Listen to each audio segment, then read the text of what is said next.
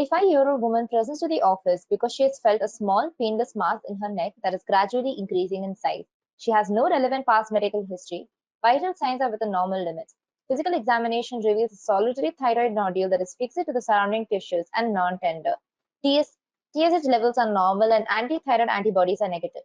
Thyroid biopsy demonstrates empty appearing nuclei with central clearing. Which of the following is the most likely diagnosis?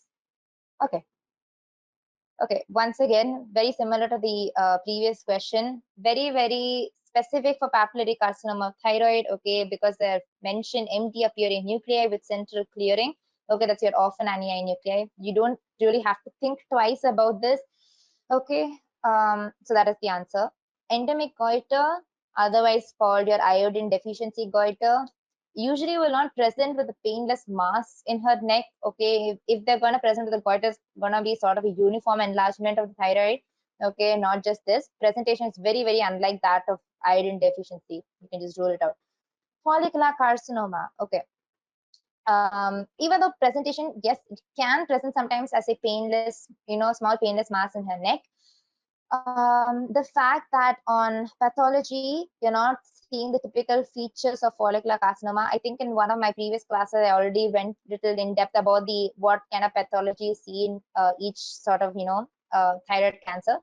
But anyways, you're not going to be seeing microfollicles in this case, okay? And you're not going to have the typical features of follicular carcinoma, such as your vascular invasion or your capsular invasion. So with that alone, rule it out. Graves' disease, okay, your TSH levels are normal, anti-thyroid antibodies are negative. TSH levels are normal, rule out Graves' disease.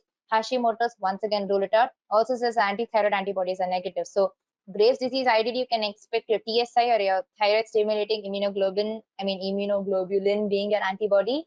And in Hashimoto's, you can expect your anti-thyroid peroxidase. These are the sort of the most common autoantibodies seen in both. Since none of them are seen, you don't even have to think twice. It is papillary carcinoma.